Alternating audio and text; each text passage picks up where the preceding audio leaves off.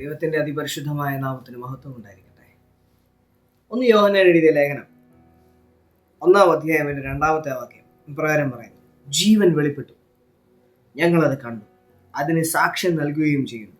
പിതാവിനോടുകൂടെ ആയിരുന്നതും ഞങ്ങൾക്ക് വെളിപ്പെട്ടതുമായ നിത്യജീവൻ ഞങ്ങൾ നിങ്ങളോട് പ്രഘോഷിക്കുന്നു. പ്രിയപ്പെട്ടവരെ, ജീവൻ വെളിപ്പെട്ടിരിക്കുന്നു. ഈ ജീവൻ ഇപ്പോൾ നമ്മളോട് ഒപ്പമുണ്ട്.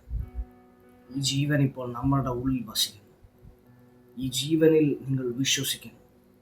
ഈ ജീവൻ നിങ്ങളെ ക്യാരി ചെയ്യുന്നു. ഈ ജീവൻ യേശുവാകുന്നു. യേശുവിൽ വിശ്വസിക്കുന്ന നിങ്ങൾ ഓരോരുത്തരും ഈ ജീവനെ ക്യാരി ചെയ്യുന്നവരാണ്. ഈ ജീവനൊരു പ്രത്യേകതയുണ്ട്. ഇത് ഒരു സമയം കഴിയുമ്പോൾ പോകുന്ന ലൈഫല്ല. ഇതൊരു ഒരു കൃത്യനിർവഹണ കാരണത്തിന് അല്ലെങ്കിൽ കാര്യത്തിന് വേണ്ടിയിട്ട് മാത്രം നിങ്ങളുടെ ഉള്ളിൽ വസിക്കുകയും ആ കൃത്യ നിർവഹണം കഴിഞ്ഞിട്ട് നിങ്ങളെ വിട്ടുപോവുകയും ചെയ്യുന്ന ജീവനല്ല. പകരം നിങ്ങളുടെ പിതാവിനെ മുഖാമുഖം ദർശിക്കുന്നത് വരെ ആ സ്നേഹത്തിൻ്റെ ആഴങ്ങളിലേക്ക് നിങ്ങളെ കൊണ്ടുപോകുന്ന ജീവനാകുന്നു. ഈ ജീവന്റെ പ്രത്യേകത നിങ്ങളുടെ അസുഖത്തെ മാറ്റുക അല്ലെങ്കിൽ സൗഖ്യമാക്കുക എന്നുള്ള ജീവനല്ല. അത് മാത്രമല്ല, പകരം നിന്നെ അസുഖം വരാതെ കാക്കുന്ന, നിന്റെ ജീവിതത്തിന് ആവശ്യമായ സകലതും നിന്റെ മുമ്പിലേക്ക് കൊണ്ടുതരുന്ന ഒരു ജീവനാകുന്നു. ഈ ജീവൻ യേശുവാകുന്നു. ഈ ജീവൻ യേശുവാകുന്നു. എൻ്റെ ഭാഷ പറയുകയാണെങ്കിൽ ജീവൻ ഈക്വൽ ടു ലവ്. ഈ ഓരോ സമയവും നീ സ്നേഹിക്കപ്പെടുന്നത് ഈ ജീവൻ നിന്റെ ഉള്ളിൽ വസിക്കുന്നത് കൊണ്ടാകുന്നു. മനുഷ്യൻ നിങ്ങളെ സ്നേഹിക്കുന്നതിനും ദൈവം നിങ്ങളെ സ്നേഹിക്കുന്നതിനും ഒരുപാട് കാരണങ്ങളുണ്ട്, ഒരുപാട് വ്യത്യാസങ്ങളുമുണ്ട്. മനുഷ്യൻ നമ്മളെ സ്നേഹിക്കുന്നത് നമ്മുടെ എന്തെങ്കിലും നല്ലത് നോക്കിയിട്ടാണ്. പക്ഷെ ദൈവം നമ്മളെ സ്നേഹിക്കുന്നത് അവൻ എന്നെ ഇൻസൈഡ് ഔട്ട് അറിയാവുന്നത് കൊണ്ടാണ്. ഇതാകുന്നു മനുഷ്യൻ്റെയും ദൈവത്തിൻ്റെയും സ്നേഹത്തിൻ്റെ വ്യത്യാസം.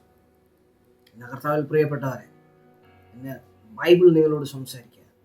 ഈ ജീവൻ നിങ്ങളുടെ ഉള്ളിൽ വസിക്കുന്നു. ഈ ജീവൻ നിങ്ങളുടെ ഉള്ളിൽ നിലനിൽക്കുന്നിടത്തോളം കാലം നിങ്ങൾ ഓരോ സെക്കൻഡും ഈ സ്നേഹത്തിൻ്റെ നീളവും വീതിയും ആഴവും ഉയരവും നിങ്ങൾ അറിഞ്ഞുകൊണ്ടേയിരിക്കും. കാര്യം ഈ സ്നേഹത്തിന് അങ്ങനത്തെ ഒരു കുഴപ്പമുണ്ട്, അല്ലെങ്കിൽ ഈ ജീവൻ അങ്ങനത്തെ ഒരു കുഴപ്പമുണ്ട്. ഈ ജീവൻ കീഴടങ്ങുന്ന ജീവനല്ല, ഈ ജീവൻ കീഴടക്കുന്ന ജീവനാണ്.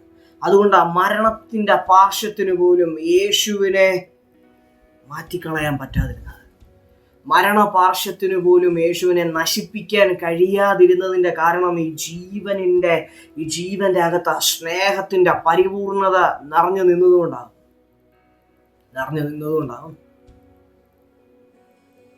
പ്രിയപ്പെട്ടവരെ, ഈ ജീവൻ നിങ്ങളോട് കൂടെയുണ്ട്. ഈ ജീവൻ നിങ്ങളിലുണ്ട്. ദൈവം നിങ്ങളെ സ്നേഹിക്കുന്നു. നിങ്ങൾ ഏത് സാഹചര്യത്തിലാണെങ്കിലും, നിങ്ങൾ ഏതവസ്ഥയിലാണെങ്കിലും എൻ്റെ കർത്താവ് നിങ്ങളെ സ്നേഹിക്കുന്നു. എൻ്റെ കർത്താവ് നിങ്ങളെ സ്നേഹിക്കുന്നു. ആ വഴിതെറ്റിപ്പോയ ആ ജീവിതം, നിങ്ങളുടെ പാസ്റ്റ് നിങ്ങളെ ഹോണ്ട് ചെയ്യുന്നുണ്ടോ?